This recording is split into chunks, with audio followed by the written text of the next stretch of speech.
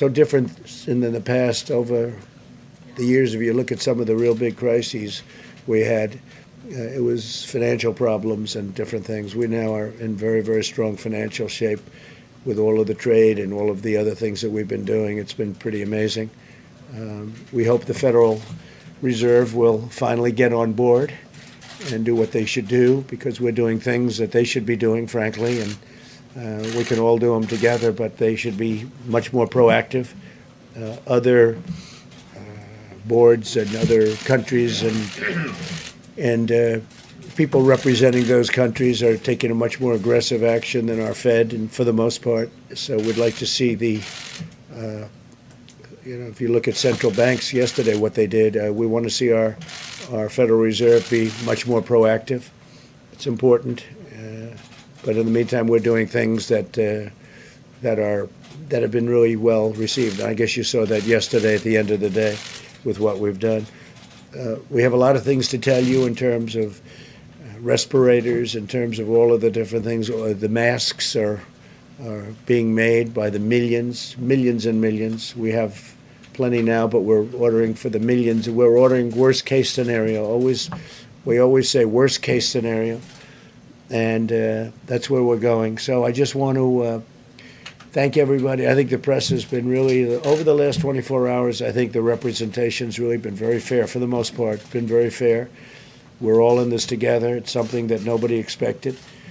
It came out of China, and it's one of those things that happen. It's nobody's fault. We all will solve this problem. We'll solve it well. I think the American people have been incredible in the way they've acted. There's been, and if you look at companies and sports leagues and all of the things, what they've done is just something very special, without being told necessarily. In some cases, perhaps they were told, actually. But for the most part, they want to get it over with. They want to get it over with quickly and with very little death. As of this moment, we have 50 deaths, which is a lot of good decisions were made, or that number could be many times that, but that's based on a lot of good decisions. One or two in particular. You know that Europe was declared the hot spot yesterday, a big hot spot, and number one, and we made a decision quite a bit prior to that, but we saw what was happening. But if you have any questions, this group will be very happy to do it. But I just want to say they have been, led by Mike Pence, they have been incredible, the job they do. They're working 20 hours a day. This man is working 20 hours a day, or maybe more. Is it more? I think it's more. Tony has been working, I'm just looking at this whole group, and we've created a number of new stars, including the gentleman right behind me. I watched him the other day. It was such a fantastic job you did, and I really appreciate it. But they're going to be answering questions, and we have a lot of new information, so I think you'll find it very interesting. And I'll be going back to the Oval Office. Thank you very much. Mr. President, there are so many people right now that are rushing to Costco. They're rushing to grocery stores all over the country. They're filling up their baskets. Is that the right move? Do you think that people should actually be saying, maybe conserve as opposed to buy? Also, overnight, Apple, sir, they announced that they're going to be closing all of their stores for 2 weeks. Do you want to see other retail outlets, restaurants, stuff like that, do the same thing? I think it's fine if they do it. I think frankly, it's good if they do it. I think what Apple did is fine. And I want to keep people away for a little while. Just keep them away. Well, and when it gets better, well, people are going and buying things, and I understand that. By the way, I had my temperature taken coming into the room. So did we. You did? Good. Yes, sir. Yes. Let's compare. Do you want to compare? We did all of it. Yeah. Good. Well, that means we're all looking good. I also took the test last night. Yeah. And I decided I should, based on the press conference yesterday. People were asking, did I take the test? When will we have the result, Mr. President? I don't know, whatever it takes, a day or 2 days, whatever it is. They send it to a lab. Why did you But So I you've been sending mixed only because messages, the press sir. is going crazy. Mr. President, respectfully, you've been sending mixed messages. We watched as you shook hands with people yesterday. You have talked about 5 million tests being available, probably won't need that many. Has your own sense of urgency evolved, and are you changing what you're doing? No, I've been urgent. This is urgent for me right from the beginning. You know that because I closed up our country to China. But why are you shaking hands, sir? because it almost becomes a habit, and you get out of that habit. And frankly, I was a non-handshaker for the most part. I never believed that shaking hands once you become a politician. And I notice it too. Political people walk up to me, they want to shake my hand. I said, well, you know, Mixed message, sir. just wait a minute. Just take it nice and easy, okay? Just relax. People come up to me, they shake hands, they put their hand out. It's sort of a natural reflex, and we're all getting out of it. All of us have that problem. Somebody comes up to you, they put their hand out, you probably tend to just shake it. And we're all getting out of that. Shaking hands is not a great thing to be doing right now, I agree. But people put their hand out. Sometimes I'll put the hand out, you don't think about it. People are thinking about it more and more. We have to think about it, it's important. Somebody said yesterday, I touched the microphone. I was touching it because we have different height people, and I'm trying to make it easy for them because they're going to have to touch because they wouldn't be able to reach the mic. They wouldn't be able to speak in the mic. So I'll move the mic down. And they said, oh, he touched the microphone. Well, if I don't touch it, they're going to have to touch it. Somebody's going to have to. So I might as well be the one to do it. But no, we all have to get away from, getting away from shaking hands is a good thing. And possibly that's something that comes out of this. Maybe people shouldn't be shaking hands for the long term because it does transmit flu and other things. You know, we have flu in our country that kills on average 36,000 people a year. 36,000 people. And, you know, that's something that we're not talking about. But as of this moment, we've lost 50, possibly a little bit less than 50, but probably 50 people. And we're going to try and keep that number as low as possible. Can you tell us how you did the test? How did the test go? The Pentagon is telling service members and their families not to travel domestically. Should all Americans follow that same advice? Well, if you don't have to travel, I wouldn't do it. If you don't have to travel, we want this thing to end. We don't want a lot of people getting infected. We want it to end and end as quickly as possible. So far, I think we've done a fantastic job. I really think that the people behind me have not been given the credit that they deserve because they have done a fantastic job. When you see all these school closures, the school closures are very important, but it causes a lot of problems. The bill that we signed yesterday takes care of a lot of those problems with children staying at home and the parents are working. Now we take care of that issue with what we passed last night. Now it has to go through the Senate. I have to sign it, but that will happen.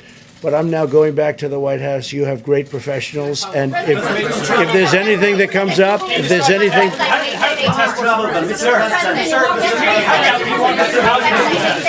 Mr. President, thank you, Mr. President. I just wanted to follow up on that. Are you considering other travel restrictions, perhaps domestically, Yes. in that regard? Can Yes. you describe what type of Specifically possibility? from certain areas, yes, we are. And we're working with the states, and we are considering other restrictions, yes. Those be. Reuters is reporting that you're going to extend the European travel ban to the UK and Ireland on Monday. Is that accurate? We're looking at it very seriously, yeah, because they've had a little bit of activity, unfortunately. So we're going to be looking at that. We are actually already have looked at it, and that is going to be announced. You just criticized the Fed yet again. If I could just get a little clarity on your thinking on this. Yeah. It's been a hallmark of your presidency. You're always going after the Fed. If you feel so strongly about it, why don't you dismiss the chairman, or do you think you're powerless to do so? No, I think I have the right to do that, or the right to remove him as chairman. He has so far made a lot of bad decisions, in my opinion. We had this great, and we will soon have again, because I think you're going to have a tremendous bounce when this is over. I think there's a pent-up bounce that's going to be tremendous. I think you saw that yesterday with the stock market. No, I'm not happy with the Fed because I think that they're following, not leading. We should be leading. I'm not happy because if you look at the central banks of other central banks, largely they're lower than us, their rate. And their equivalent of the Fed rate is lower, in some cases by 2 points. In some cases, that's a lot. In some cases, very substantially. And I thought that the Fed would be and should be much more proactive as opposed to following. Our Fed is following.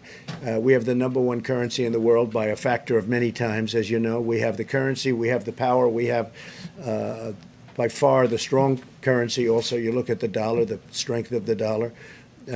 Our Fed is not doing what they should be doing. We shouldn't have a Fed rate that's higher than our competitor nations. You look at Germany, they're essentially under zero. they're negative. There are many countries negative. Japan is negative, Germany is negative, others are negative, and we're paying higher interest rates. And what I'd like to do is, frankly, refinance our debt. We could refinance our debt very easily at a much lower rate. We have some tremendous opportunities right now, but Jerome Powell is not making it easy. No, I have the right to remove. I'm not doing that. No, I'm not doing that. I have the right to also take him and put him in a regular position and put somebody else in charge, and I haven't made any decisions on that. Was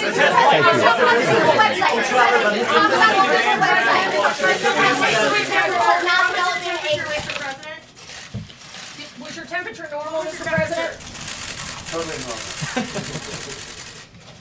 Wasn't that when you did it?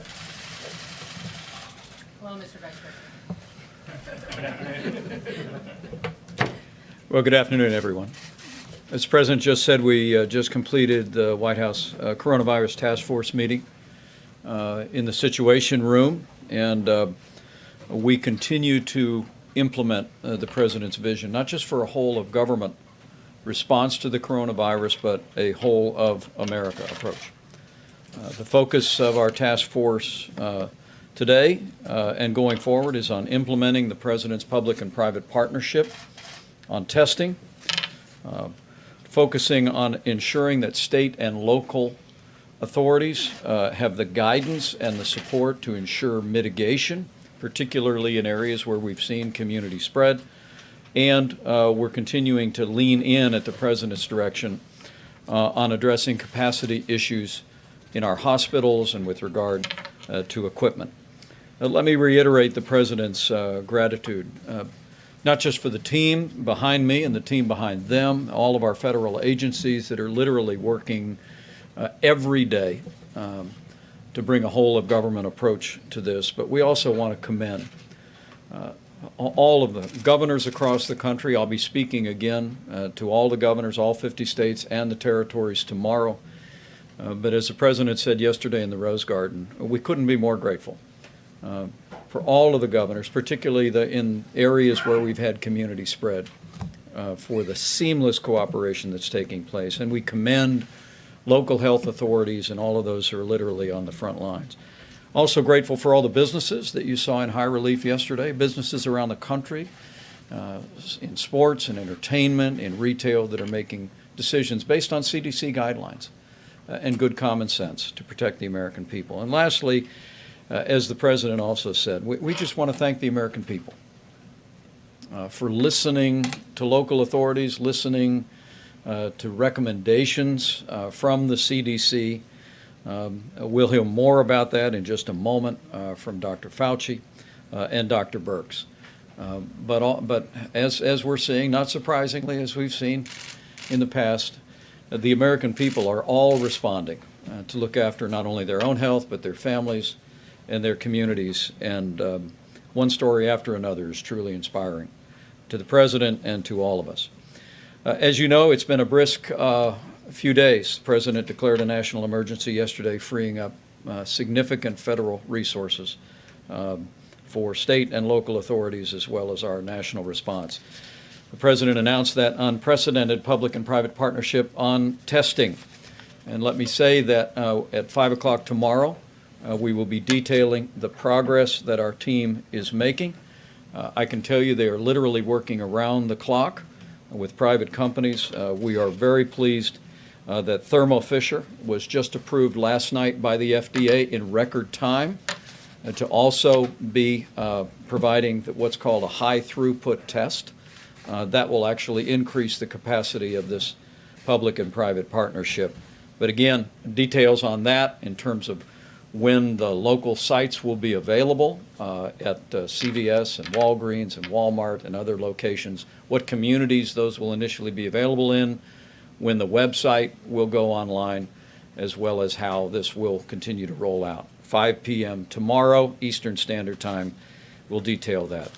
Last night, the House of Representatives passed legislation which addressed the priorities that President Trump had laid out for the American people in the weeks before that. I want to join President Trump in thanking Speaker Pelosi, Leader McCarthy, the Republicans and Democrats in the House of Representatives who, as the President said earlier today, pulled together pulled together to pass legislation that's meeting this moment in the bipartisan, health-first spirit that the American people would expect.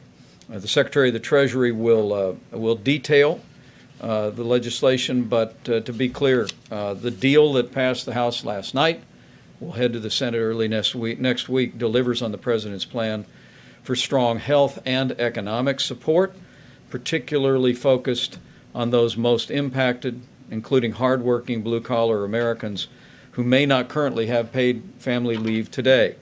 It provides free coronavirus testing for uninsured Americans, and it builds on the decisions that President Trump made, expanding coverage for Medicare, Medicaid, and also getting a commitment from private health insurance companies to join with us to waive all copays on coronavirus testing. So now testing will be free for every American, those who have insurance, Medicare, Medicaid, other programs, and even the uninsured. The legislation also establishes tax credits that the Secretary of the Treasury will describe that will provide paid sick and family medical leave for coronavirus-related employment interruptions. I expect Dr. Birx and Dr. Fauci will reiterate this. If you are sick, now you need not be concerned. If you're an hourly wage earner in America, you need not be concerned about staying home. If you're sick, stay home. You're not going to miss a paycheck because of this legislation that's moving through the Congress. Will make sure that your employer, including small businesses, have the ability to provide paid leave to you. This also provides funding and flexibility to ensure that senior citizens, women, children, and low-income families have access to emergency nutritional assistance, and it incentivizes states to ease access to employment benefits. Again, the President and I are profoundly grateful for the bipartisan spirit that drove this legislation, and let me also say how grateful we are with the Secretary of the Treasury and the long hours that he put in negotiating this measure. Let me say also, last night at midnight, the Department of Homeland Security implemented the President's decision to suspend all travel from Europe, passing through 13 airports. Acting Secretary Wolf will detail the implementation of that. To be clear, countries where we have suspended travel under Section 212F, Americans may still return to the United States. Legal residents may still return. They are being screened at some 13 airports as we speak. If they are identified as being symptomatic for any illness, there is an additional response on site, but those Americans are being encouraged to return home and self-quarantine for 14 days. That started at midnight last night, and the Secretary will detail it. In a few moments, I'll ask Dr. Fauci to update us on cases, as well as current CDC guidance for all Americans. And all of you are already aware that this week we issued specific guidance to about a half a dozen states where we've seen community spread. Dr. Birx will touch briefly on the public-private partnership testing plan and also speak about what the data is showing at this moment about the best guidance for every American. Acting Secretary Wolf and I both want to join the President in commending the cruise line industry. They made a decision yesterday. 85% of all the domestic cruise lines announced that they would be suspending cruise line operations for a period of 30 days. And Chad Wolf will explain to you the importance of that decision. We want to commend the cruise line industry for working with us. And as we met last week on this day with cruise line industry executives, we're going to be working very vigorously over the next 30 days to implement new policies that will ensure that when the cruise lines start back up, they'll be safer and healthier places than ever before. But a great industry, American people love it and enjoy it, and we're going to make sure that it's there for many, many years to come. Also, as the President just foreshadowed in our task force meeting today, the President has made a decision to suspend all travel to the United Kingdom and Ireland effective midnight Monday night Eastern Standard Time. Chad Wolf will describe the details of that, but again, as the President just suggested, all of our health experts presented information. Dr. Fauci will reflect on some of those numbers made a unanimous recommendation to the President that we suspend all travel from the UK and Ireland. That will be effective midnight, Monday night, Eastern Standard Time. Again, Americans in the UK or Ireland can come home. Legal residents can come home, but as the Secretary will detail, they will be funneled through specific airports and processed. We continue to emphasize that the risk of serious illness for the average American remains low.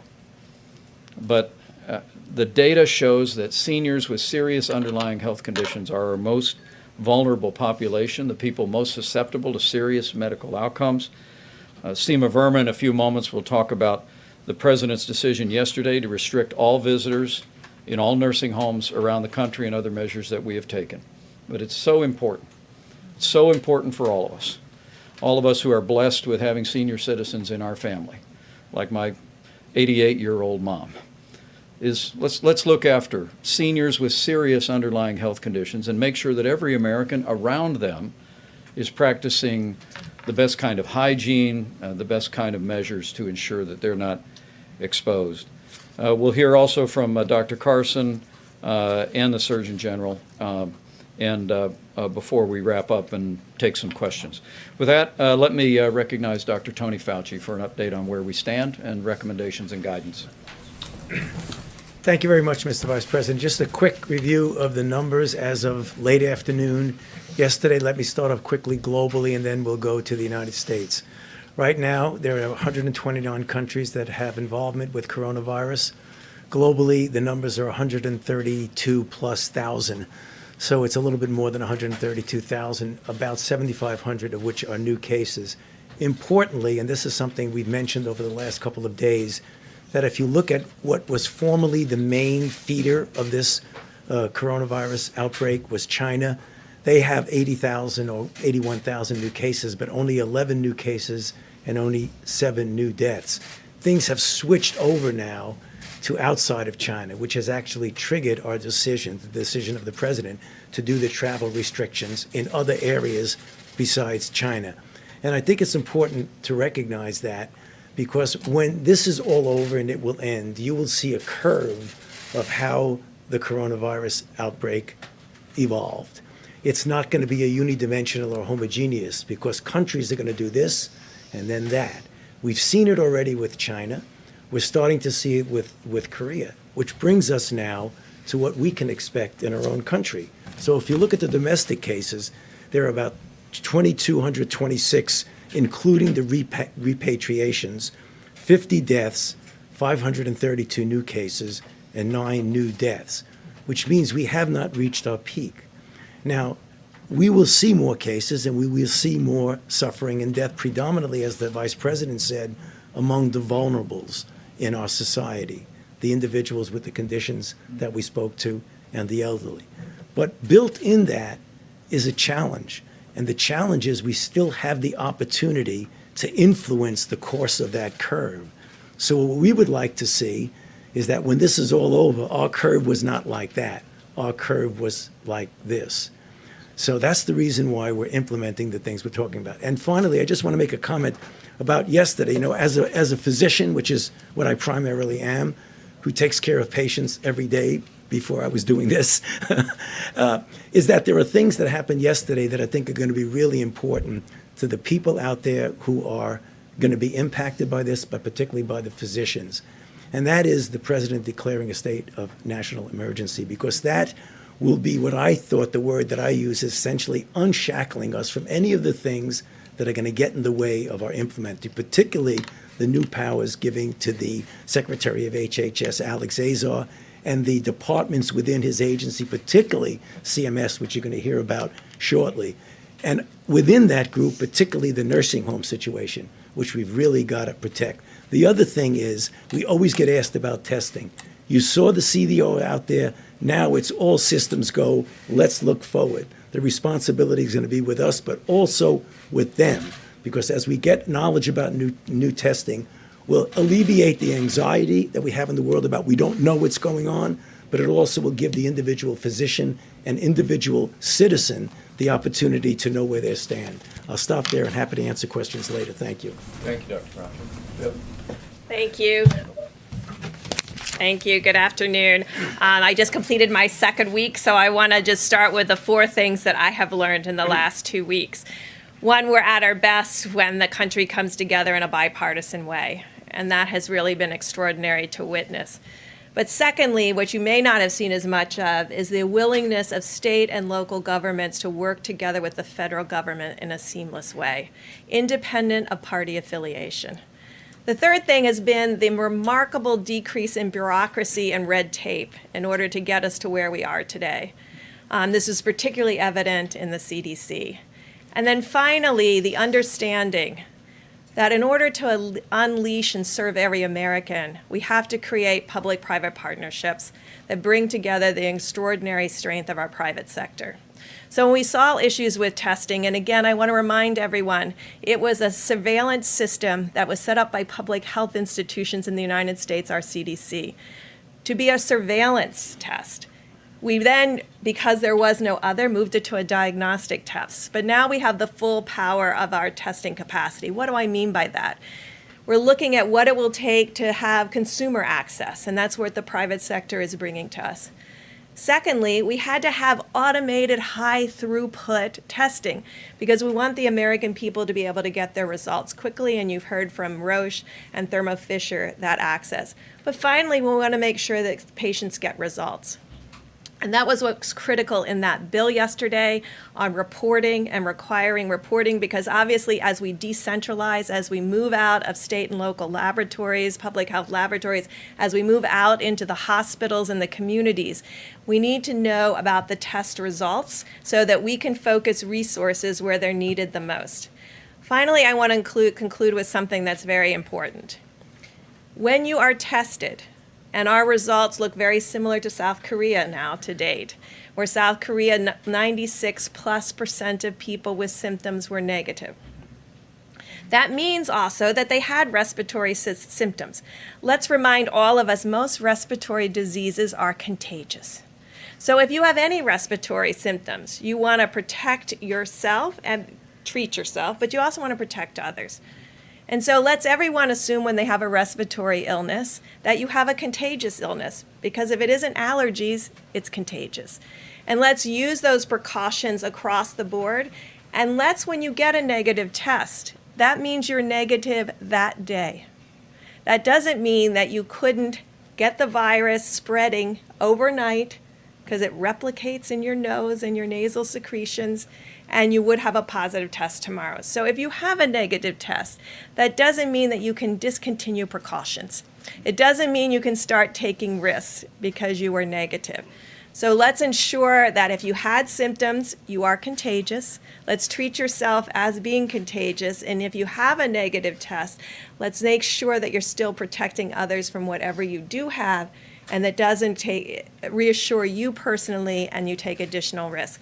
Finally, I just wanted to conclude with a group of clients and patients that we're all very worried about.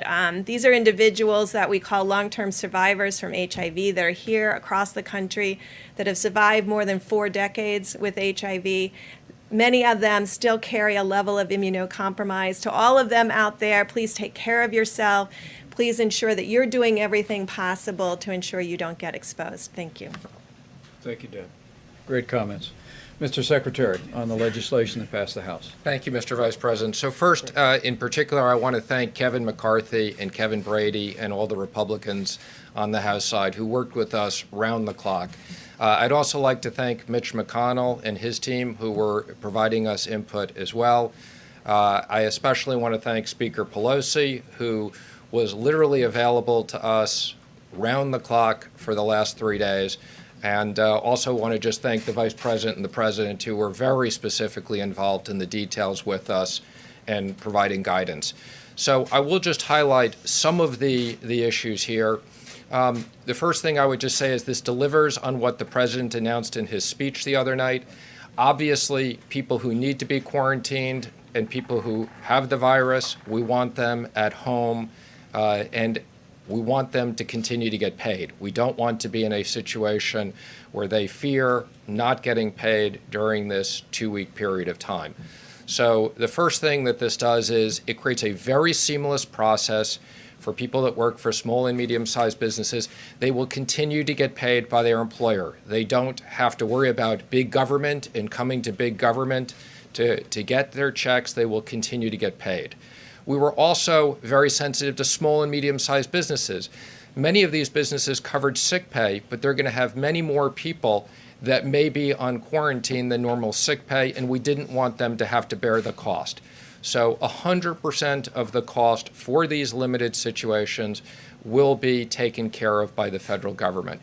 And then finally, we wanted to think of, again, as I said, how do we deliver money to the people in the quickest way? We didn't want to take 6 months to implement some government system. So I want to thank everybody at the IRS. The way we're able to do this, again, the IRS will issue tax credits. For most employers, they'll just deduct the money from what they owe us. But I want to emphasize, for small and medium-sized businesses that have cash flow problems, we will issue guidelines. You'll be able to come to the IRS, get the money in advance so you don't have cash flow issues. So we were very careful in balancing, making sure that people got paid with not creating undue burden. We also will have unique circumstances where schools are closed. In many places, parents may be able to telecommute and take care of their kids and continue to get paid for their companies, but in certain circumstances that parents have to be home to take care of youngsters or elderly people, again, we wanted to ensure that they had the ability to do that. And as the Vice President mentioned, for kids that received meals in schools, the schools are closed, we wanted to make sure that those kids would continue to get lunches paid for. I especially want to thank the task force. Two things that were very important to us in this. There's a provision as it relates to masks. We can now ramp up to 30 million masks a month, and we wanted to make sure there was free testing, but there's also a provision that the states will communicate back to CDC these results. So we will very quickly get those results.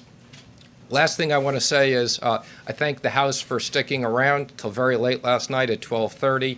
I don't want people to be surprised. We will be doing a technical correction on Monday morning.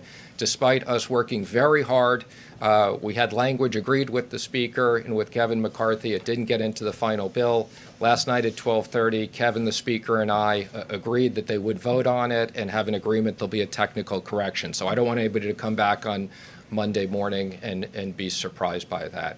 So again, thank you to the Vice President and the President. And let me also just say, I would describe this as like a baseball game. The first inning was the $8 billion. This is the second inning. We have a lot more we need to do with Congress, and the Speaker and I have acknowledged it. We will be working starting immediately. The airlines industry in particular, no different than after 9/11, has a very unique circumstances. The cruise industry, the hotel industry, I would say we got a lot more work to do, and we very much appreciate the bipartisan support and anticipate rolling things out very quickly. Thank you, Mr. Secretary, and I know the President would want me to say again how grateful we are for all of your efforts on behalf of the American people. Acting Secretary Chad Wolf is going to speak about cruise lines, the current suspension of travel, and the expansion to UK and Ireland. Mr. Secretary? Thank you. Good afternoon, and let me start off by thanking the partnerships that we have with our private sector partners, both in the airline industry and the cruise line industry, for implementing a number of travel restrictions and security orders over the last several weeks and months. As the Vice President and the President have outlined, we have issued new directives denying foreign nationals who have been in certain affected countries, that's been 28 countries to date, from entry into the U.S. At the President's request, and again, as the Vice President outlined earlier, we've had a number of major cruise lines that have agreed to suspend outbound trips for 30 days. We've had a number of smaller operators follow that suit. And then we have also given orders to a very small handful to not sail, and that began at midnight last night as well. Today, as the Vice President outlined, the President made the decision due to the rising number of cases in the UK to apply these restrictions to both the UK and Ireland. So as we move forward, again, these restrictions bar travel for certain foreign nationals who have been present in the UK or Ireland in the past 14 days. And again, that goes effective midnight Monday. To be clear, the President's proclamation and these travel restrictions do not apply to U.S. citizens. I want to be very clear about that, and the Vice President mentioned that. do not apply for to U.S. citizens. So I think we saw some reporting of how do U.S. citizens get back from Europe quickly. They don't need to. They will be allowed into the U.S. Legal permanent residents, family members under the age of 21, foreign diplomats, and then we have other exemptions that are outlined in the proclamation. Can certainly travel back to the U.S. They will undergo some medical screening and some other questions when they arrive, and then they will be asked to self-quarantine for 14 days.